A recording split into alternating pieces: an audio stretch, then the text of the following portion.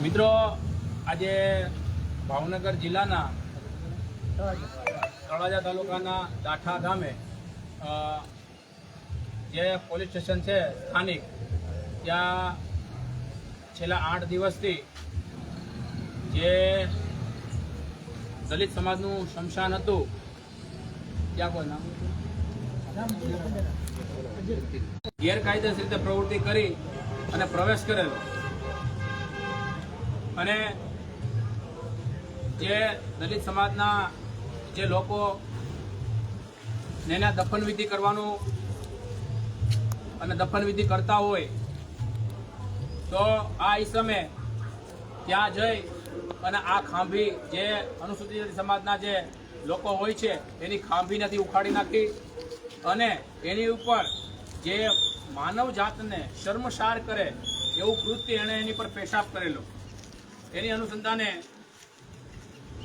8 દિવસ પહેલા અનિલભાઈ સરવૈયા દ્વારા, અજયભાઈ સરવૈયા દ્વારા દાઠા પોલીસ સ્ટેશનમાં એની વિરુદ્ધ એટ્રોસિટી એક્ટ મુજબ ગુનો દાખલ કરવા માટે લેખિતમાં આપેલું હતું.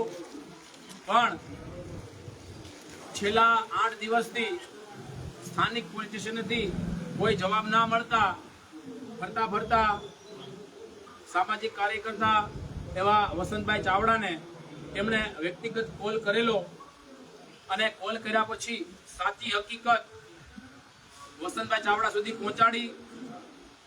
ત્યાર પછી અમે લોકો એવું નક્કી કર્યું કે ખરેખર આ પોલીસ સ્ટેશનમાં ક્યાં કારણે ફરિયાદ નથી લેતા.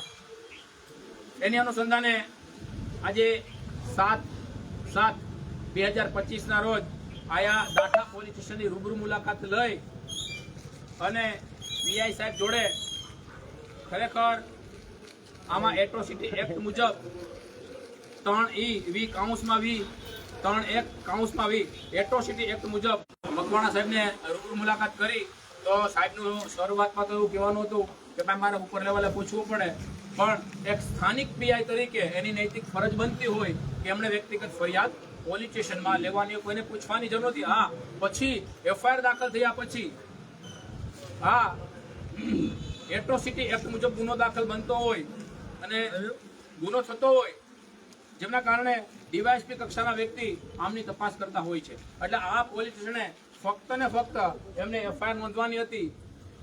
એટલે ખાનાકાની થઈ હા ના કરતા ઘણા પ્રશ્ન આવ્યા અને અત્યારે ઓલરેડી જે લખાણ કરવાનું તે કરી નાખ્યું છે અને અડધી જ કલાકમાં એફઆઈઆરની કોપી આપણે અહીંથી લઈ અને જે ફરિયાદી છે એમને આપણે કોપી આપશું. પણ જ્યારે આવા એટ્રોસિટી એક્ટના ગંભીર ગુના બનતા હોય ત્યારે કોઈ પણ પોલીસ સ્ટેશન અથવા પીઆઈ કક્ષાના અથવા પીએસઆઈ કક્ષાના વ્યક્તિ હોય એમ કહેતા હોય કે ભાઈ અમારે ઉપરથી પ્રેશર છે અથવા અમારે ઉપર પૂછવું હોય, આવું કશું હોતું નથી. જો એફઆઈઆર પરફેક્ટ હોય તો સ્થાનિક પોલીસ સ્ટેશન જ લેવાની હોય છે મિત્રો. અને કોઈ પણ ફરિયાદી હોય એમને પણ ખોટા ધક્કા ખવડાવવા અને સાચી ફરિયાદ હોય તો તાત્કાલિક નોંધવાની પણ જે તે પોલીસ સ્ટેશનના પીઆઈની ફરજ બનતી હોય છે મિત્રો. અને આજ રોજ એટ્રોસિટી એક્ટ મુજબ ગુનો દાખલ આયા સાથી મિત્રો, હું ભરત કાતરિયા, મારી જોડે વસંત ચાવડા અને અંકિતભાઈ રાઠોડ, નામી અંકિતભાઈ વાઘેલા અને વિક્રમભાઈ અને આગેવાનો અને આજુબાજુના ગામના તમામ સાથી મિત્રો આગેવાનો. અને આમાં વિચાર કરો મિત્રો, એસસીના લોકો તો છે જ આમાં, પણ ઓબીસી સમાજને કેટલો આજુબાજુ વાળાનો ત્રાસ છે કે ભાઈ ખનન માફિયા છે, દારૂની પ્રવૃત્તિ થાય છે, એવી ઘણીવાર લેખિત મૌખિક રજૂઆત કરી પણ પોલીસ સ્ટેશન તેવો રિપ્લાય ન મળતો હોય. આ તકે હું એના સ્થાનિક એસપી સાહેબને અને પીઆઈ સાહેબને, આ પોલીસ સ્ટેશનના પીઆઈ સાહેબને વિનંતી કરું છું કે આમાં ગંભીરતા દાખવી અને આવા જે ગુંડા તત્વો છે એને એની ઉપર કાયદેસરની કલમો લગાડી અને જિલ્લાની બહાર તડીપાર કરવા અથવા ફાંસા હેઠળ ધકેલવા અથવા હિસ્ટ્રી શીટમાં પણ નાખો, જેના કારણે આ ગુનાહિત વ્યક્તિઓને ડામી શકાય. વિશેષ મારા સાથી મિત્ર વસંત ચાવડા વાત કરશે. હવે બધી વાત તો ભરતભાઈ ખાતરીએ કરી દીધી છે. હું ટૂંકમાં બતાવીશ કે જ્યારે આ બનાવ બન્યો પકડુભાઈ અને મને આ વાતની જાણ થઈ આ બાદ અમે આ ટાટા પોલીસ સ્ટેશનના પીઆઈને સંપર્ક કરવાનો પ્રયત્ન કર્યો. પણ હવે કેમ ખબર અગાઉ જ પીઆઈ સાથે મારો નંબર બ્લોક કરીને રાખ્યો. અહીંયા આવ્યા પછી પણ સાહેબ સાથે ઘણી બધી ચર્ચાઓ કર્યા બાદ અમને એવું લાગ્યું કે ફરિયાદ લેવામાં વિલંબ થશે, એટલે અમે ઉચ્ચ અધિકારી સુધીના સંપર્કો કરી લીધા અને ત્યારબાદ આ મથામણે એટ્રોસિટી એક્ટ મુજબ બરાબર, અને એ પણ ગામના સભ્ય હતા, એટલે આ વ્યક્તિને કાયદાનો કંઈ ડર નથી બરાબર. એટલે ભરતભાઈએ કીધું એમ હું તંત્રને અને પોલીસને વિનંતી કરીશ કે આવા ઇસમોને તડીપાર કરવા જોઈએ, પાસામાં નાખવા જોઈએ, હદબારા કરવા જોઈએ, અથવા તો પછી હિસ્ટ્રી શીટર્સમાં એને જાહેર કરવા જોઈએ.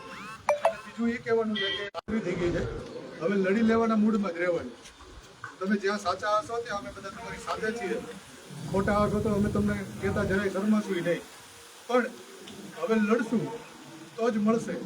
કેમ કે જે તે સમયે ડૉક્ટર બાબા સાહેબ આંબેડકર એકલા પડેલા હતા અને બાકીના બધા ઠીક છે આપણે અભણ જ હતા, પણ ત્યારે જો એ એકલો વ્યક્તિ આપણને આવડું મોટું સંવિધાન આપીને જતો હોય ને આટલું બધી આપણને સુવિધાઓ આપીને જતો હોય તો આપણે સાથે મળી અને આ લડાઈઓ કેમ ન લડી શકીએ.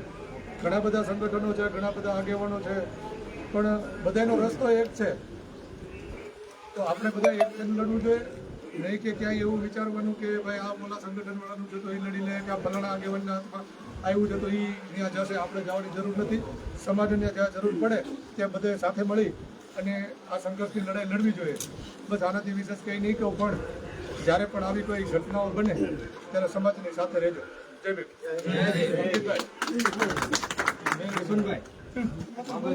ફોટો નથી આપણે અહીંયા ભેટ કરીએ છીએ બરોબર, બાબા સાહેબનો ફોટો અહીંયા ભેટ કરીએ છીએ. તો આજે આ બધા યુવાનો અહીંયા ભેગા થયા છે ત્યારે બધા યુવાનોને એવું કહેવાનું છે કે પોલીસ સ્ટેશનની અંદર ડૉક્ટર બાબા સાહેબ આંબેડકરનો એક પણ ફોટો ન હોય. તો આજે આ ફોટો આપણે આ પોલીસ સ્ટેશનને ભેટ આપીએ છીએ અને આપણા હસ્તક જ અહીંયા પણ જ્યાં કહે ત્યાં લગાવી આપશું. પછી આ ફોટાની જવાબદારી આ પોલીસ સ્ટેશનની ને આ પીઆઈની રહેશે. આ ખોવાઈ જશે તો તકલીફ થશે.